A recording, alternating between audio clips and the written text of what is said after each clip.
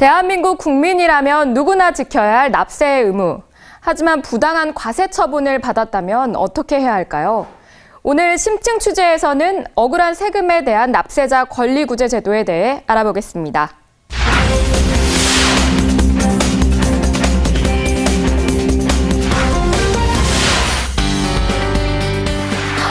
잘못 부과된 세금 때문에 혹시 당황한 적 있으십니까?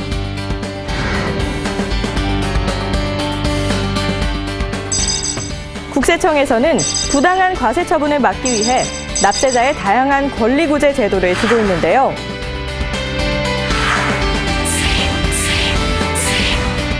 억울한 세금에 대한 권리구제 방법, 지금부터 하나씩 살펴봅니다.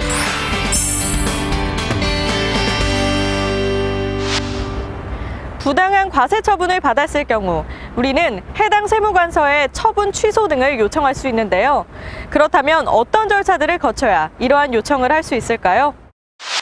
억울한 세금에 대한 권리구제 제도에는 크게 납세고지서가 나오기 전에 구제받을 수 있는 사전 권리구제 제도와 납세고지서를 받은 후에 구제받을 수 있는 사후 권리구제 제도가 마련되어 있습니다. 사전 권리구제 제도에는 과세전 적부심사가 있고 사후 권리구제 제도에는 이의신청, 심사청구, 심판청구 등의 행정심판과 행정소송이 있습니다. 정식 국세처분을 받기 전에 통지 내용에 따른 과세가 적법한지 여부에 대해 심사를 청구하는 제도가 과세전 적부심사 제도인데요. 국세기본법에 따르면 납세자는 세무조사 결과에 대한 서면 통지 또는 과세 예고 통지를 받았을 때 통지를 받은 날부터 30일 이내에 통지를 한 세무서장이나 지방국세청장에게 통지 내용의 적법성에 관한 심사, 즉 과세전 적부심사를 청구할 수 있다고 규정돼 있습니다. 다만 청구세액이 10억 원 이상인 경우 등에는 세무서장, 지방국세청장이 아닌 국세청장에게 과세전 적부심사를 청구할 수 있는데요. 이렇게 적부심사 청구서를 접수하고 나면 접수한 세무서나 지방국세청에서 접수를 받은 날부터 30일 이내에 국세심사위원회의 심의를 거쳐 결과를 통지합니다. 이때 심사에 대한 결정을 내리기 전까지는 세액의 내용과 금액에 대한 결정이 유보되는데요.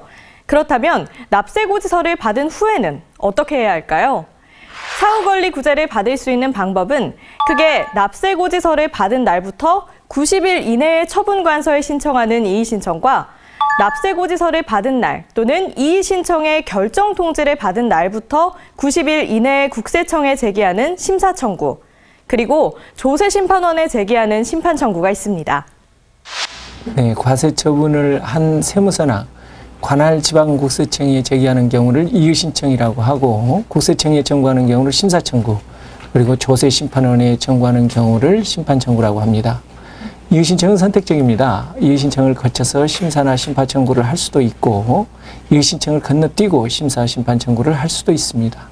다만 행정소송을 제기하기 전에는 반드시 심사나 심판을 거쳐야 합니다.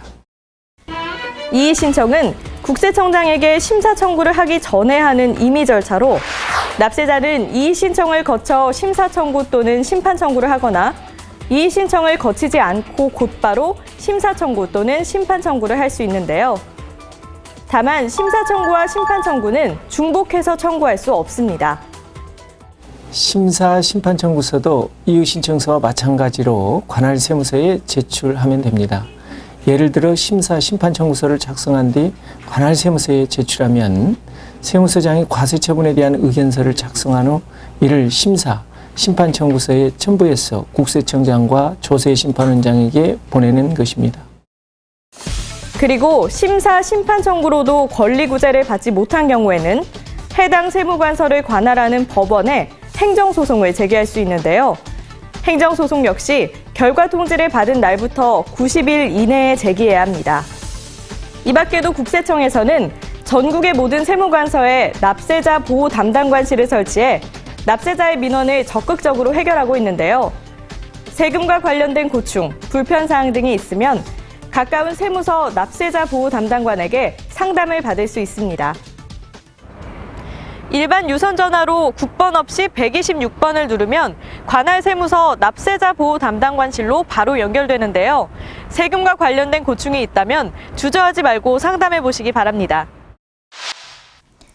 부당한 과세 처분을 막고 납세자의 권리 보호를 위해 국세청에서는 다양한 권리 구제 제도를 마련하고 있는데요. 앞으로도 납세자를 위한 세정 정책들이 확대되길 기대하겠습니다.